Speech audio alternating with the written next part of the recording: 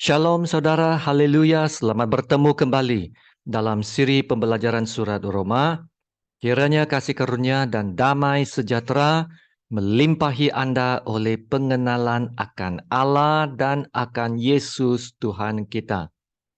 Kita sambung dengan bab ayat yang ke-6 dari ayat 14 hingga ke-18 dengan tajuknya dimerdekakan dari dosa. Mari kita baca ayat yang ke-14. Sebab kamu tidak akan dikuasai lagi oleh dosa, kerana kamu tidak berada di bawah hukum Taurat, tetapi di bawah kasih karunia. Jadi bagaimana?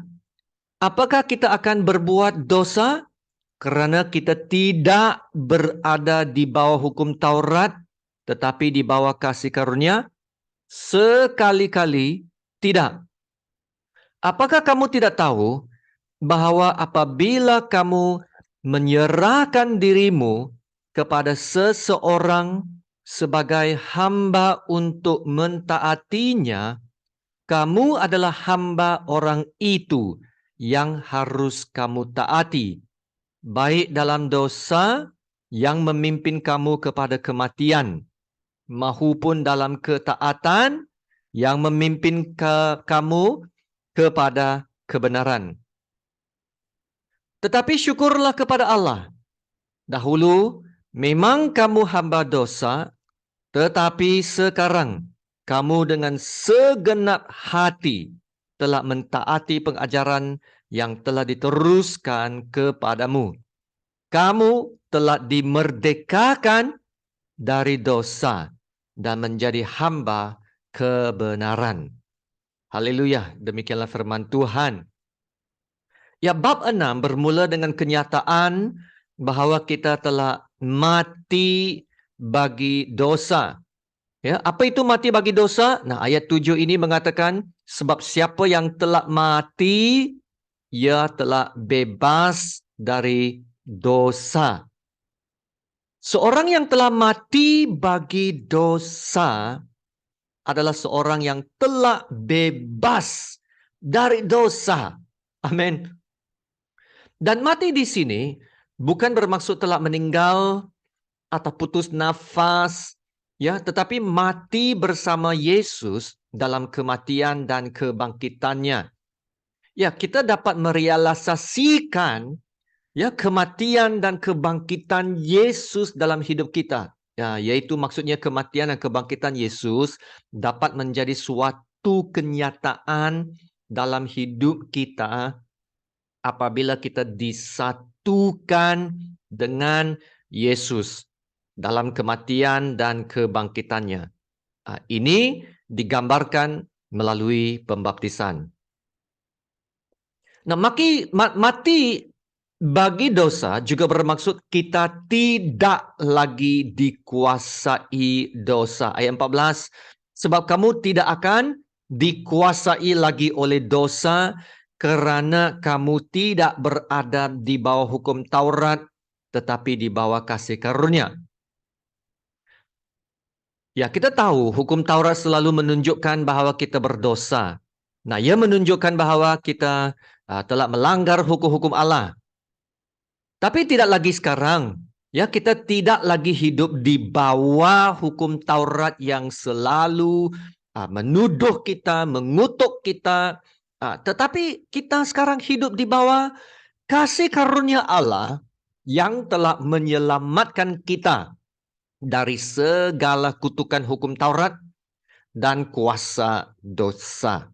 Ya, dengan ini kita sambung ayat yang ke-15. Jadi bagaimana? Apakah kita akan berbuat dosa kerana kita tidak berada di bawah hukum Taurat, tetapi di bawah kasih karunia? Sekali-kali tidak. Nah, di awal bab 6, ayat pertama telah timbul soalannya. Soalan ini, jika demikian apakah yang hendak kita katakan? Ya, bolehkah kita bertekun dalam dosa supaya semakin bertambah kasih karunia itu? Nah, apa bezanya ayat yang pertama ini dan soalan yang ayat dalam 15 ini ya? Nah, soalan ayat yang pertama bertanya, apakah kita bebas ya berbuat dosa kerana kita sudah diselamatkan. Itulah soalannya untuk ayat yang pertama. Nah, soalan ayat yang ke-15 menyentuh tentang tabiat, ya, tabiat berbuat dosa. Bermaksud ayat yang pertama memberi kita gambaran yang umum, yang general, ya, perhubungan antara hidup yang lama dengan hidup yang baru. Hidup yang lama, ya, kita manusia yang berdosa, yaitu hidup yang lama. Manusia berdosa. Hidup yang baru, kita adalah manusia yang telah diperbenarkan, ya, yaitu melalui kesatuan kita dengan Yesus, kan? Kita telah mati bagi dosa, maka kita bukan lagi hamba dosa. Ya, yaitu bolehkah kita menjadikan dosa sebagai sebahagian dari hidup? Nah, sudah pasti tidak bolehlah. Kalau sudah dibebaskan, kenapa mau hidup dalam dosa lagi? Nah, ayat 15 pula memberikan kita gambaran yang khusus tentang kehidupan kita yang seterusnya. Ya, kehidupan kita yang seterusnya sebagai manusia ciptaan baru. Nah, kalau ayat yang pertama menyentuh tentang dosa sebagai sebahagian hidup, ayat 15 menyentuh tentang tabiat yang mahu melakukan sesuatu dosa. Maka yang satu tentang sifat dan yang satu tentang tabiat, yaitu kelakuan atau perbuatan melakukan sesuatu. Ya, atau kita boleh lihat satu dari sudut gaya hidupnya, the lifestyle, dan satu lagi dari sudut pilihan hidup, your choice. Ya, kalau gaya hidup, ya, mau terus hidup dalam dosa, itu umum. Pilihan hidup pula ialah, ya, bolehkah saya mencuri? Itu satu pilihan hidup. Bolehkah saya menipu? Bolehkah saya buat sesuatu yang saya tahu adalah terlarang? Yaitu, bila digodai, bolehkah kita kata, tidak apalah, sekali-kali saja, sekali-kali sahaja, ya kan? Nah, baca ayat 4, ayat 15 sekali lagi. Jadi bagaimana? Apakah kita akan berbuat dosa? Dalam arti yang lain, saya boleh tanya, apakah kita mau terus hidup dalam tabiat berbuat dosa?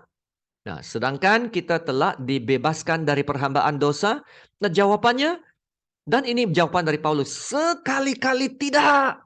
Yaitu, ya, jangan lagi hidup dalam tabiat yang mau selalu berbuat dosa. Dan Paulus memberi alasannya kenapa tidak, ayat 16, ya. Apakah kamu tidak tahu bahwa apabila kamu menyerahkan dirimu kepada seseorang sebagai hamba untuk mentaatinya, kamu adalah hamba orang itu yang harus kamu taati, baik dalam dosa yang memimpin kamu kepada kematian maupun dalam ketaatan yang memimpin kamu kepada kebenaran. Saudara, penjelasan Paulus sangat simple, sangat mudah, tetapi sangat dalam. Kamu menjadi hamba kepada siapa yang kamu taati. Itulah prinsipnya, ya. Kalau seseorang itu mau hidup berbuat dosa, maka dia akan jadi hamba kepada dosa. Nah, dosa menjadi tuannya. Sebaliknya, kalau seseorang itu mau hidup dalam ketaatan, melakukan perbenaran, maka dia akan menjadi hamba kepada perbenaran. Dan perbenaran akan menjadi tuannya. Itulah prinsipnya. Anda menjadi hamba kepada siapa Anda taati. Nah, contohnya apabila kita digodai digodai dengan nafsu mencuri atau terserampak dengan bahan pornografi. Mungkin seseorang itu berkata, tidak apalah, sekali-sekala saja. Sekali-sekala itu bukannya biasa. Tapi kalau setiap kali, sekali-sekala itu, lama-lama kita akan senang buat perkara itu. Sebab bukannya selalu kan, ya bukannya kebiasaan. Dan kita rasa ianya bukan dosa yang besar. Maka di sini Paulus memberi suatu perbezaan sama ada kita hamba kepada dosa atau hamba kepada perbenaran. Kita ada pilihan, ya. Sama ada kita menjadi hamba kepada dosa, yaitu hidup yang terus berbuat dosa, hidup yang menuruti nafsu kedagingan, nafsu mata, dan nafsu hati, ataupun kita boleh hidup dalam ketaatan yang melakukan apa yang benar, yang baik, dan yang berkenan kepada Allah. Dan Paulus memberi kesan yang terhasil ya dari kedua-dua hidup tersebut. Hidup yang berbuat dosa dan hidup dalam ketaatan. Nah, sekiranya seorang memilih untuk menjadi hamba dosa, hasilnya adalah apa? Hasilnya adalah kematian. Nah, lihat ayat yang 16 ini yang saya highlight. Dosa yang memimpin kamu kepada kematian. Maka yang kata, ya sekali-sekala sajalah, bukannya biasa. Paulus berkata, kalau kita ambil ringan dosa dan tidak berhati-hati, dosa akan menjadi perangkap. Perangkap yang akan memerangkap kita tanpa kita sedari. Dan dosa menghasilkan kematian. Ada beberapa kali dalam surat Wahyu disebut tentang kematian kedua. Nah, kalau ada kematian kedua, maka pasti ada kematian yang pertama. Ya, dalam Wahyu bab 20 ayat 14 dan 15. Lalu maut dan kerajaan maut itu dilemparkanlah ke dalam lautan api. Iaitulah kematian yang kedua, lautan api. Dan setiap orang yang tidak ditemukan namanya tertulis di dalam kitab kehidupan itu, ia dilemparkan ke dalam lautan api itu. Dalam Wahyu 21, ayat yang ke-8 berkata begini, tetapi orang-orang penakut, orang-orang yang tidak percaya, orang-orang keji, orang-orang pembunuh, orang-orang sundal, tukang-tukang sihir, penyembah-penyembah berhala, dan semua pendusta, mereka akan mendapat bagian mereka di dalam lautan yang menyala-nyala oleh api dan belerang. Inilah kematian yang kedua. Kematian yang pertama adalah ketika seseorang itu meninggal. Kematian kedua adalah penghakiman yang jatuh atas orang-orang berdosa. Inilah kematian yang akan terpisah dari Tuhan dan akan ditempatkan di dalam lautan api yang akan menderita untuk selama-lamanya. Maka saudara, sekiranya seorang memilih untuk menjadi hamba dosa, hasilnya adalah kematian. Dosa yang memimpin kamu kepada kematian. Ya, dosa itu menghasilkan kematian dan kebinasaan jiwa ya untuk selama-lamanya. Ya saudara, kita tidak perlu memilih jalan ini, tak perlu ya. Kita tidak perlu lagi hidup dalam dosa dan jadi hamba dosa lagi. Ya, kenapa? Sebab kita telah mati bagi dosa dan kita telah dibebaskan dari dosa. Amin. Nah, itulah sebabnya Paulus mengulangi kebenaran ini sekali lagi, yaitu dalam ayat 17 dan 18 yang mengatakan, tetapi syukurlah kepada Allah. Dahulu memang kamu hamba dosa, tetapi sekarang kamu dengan segenap hati telah mentaati pengajaran yang telah diteruskan kepadamu. Kamu telah dimerdekakan dari dosa dan menjadi hamba kebenaran. Haleluya. Ya, ayat ini mengatakan dalam ayat 17, dahulu memang kamu hamba dosa. Ya, itulah hidup kita yang dahulu. Ya, sangat jelas kita adalah hamba dosa. Itu dahulu. Nah, kita telah hidup menurut hawa nafsu kita. Hidup menurut nafsu mata dan daging kita. Nah, dosa itu adalah tuan kita. Kita hidup menurut tuan dosa. Nah, kita tidak sadar tuan ini, yaitu dosa, telah membawa kita kepada kebinasaan. Tapi kita bersyukur, ya Tuhan Yesus telah menebus kita dari dosa. Nah, kita sekarang telah disatukan dengan Yesus. Dan ayat yang ke-18 berkata, kamu telah dimerdekakan dari dosa. Haleluya, haleluya. Ya, ayat 18 ini adalah ayat yang harus kita ingat bersama ayat 7 sebelum ini, ya, yang mengatakan kita telah dibebaskan dari dosa. Ya saudara, kalau sudah dimatikan bagi dosa, kalau sudah dibebaskan dari dosa, kita tak mau jadi hamba dosa lagi. Sebaliknya, kita akan berubah. Nah, lihat ayat yang 17 sekali lagi ya. Apa yang akan berubah? Dengan segenap hati telah mentaati pengajaran. Mentaati pengajaran yang telah diteruskan kepadamu. Itulah perubahannya. Maka saudara, adakah kita sekarang hidup dalam ketaatan? Itu mentaati pengajaran yang telah diteruskan kepadamu. Haleluya. Ya saudara, kita sudah dimerdekakan dari dosa. Maka adakah kita akan mempergunakan kemerdekaan kita untuk berbuat lebih banyak dosa lagi? Sudah tentunya tidak. Nah, lihat kembali ayat yang ke-15. Jadi bagaimana? Apakah kita akan berbuat dosa karena kita tidak berada di bawah hukum Taurat, tetapi di bawah kasih karunia?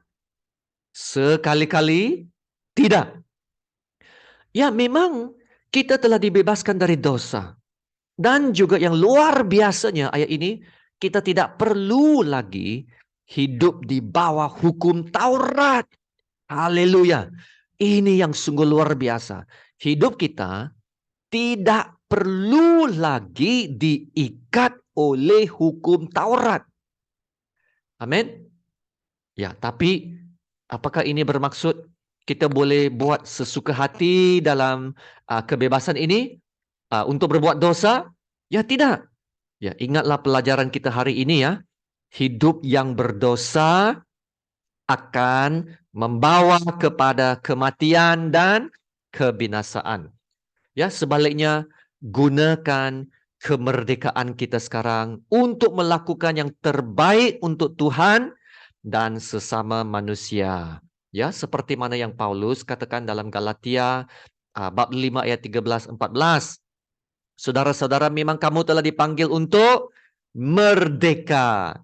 Tetapi janganlah kamu mempergunakan kemerdekaan itu sebagai kesempatan untuk kehidupan dalam dosa. Ya, jelas kan?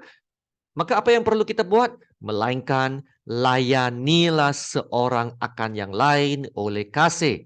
Sebab seluruh hukum Taurat tercakup dalam satu firman ini, yaitu kasihilah sesamamu manusia seperti dirimu sendiri. Amin. Wow. Ya saudara, kita memang telah bebas dari ikatan hukum Taurat.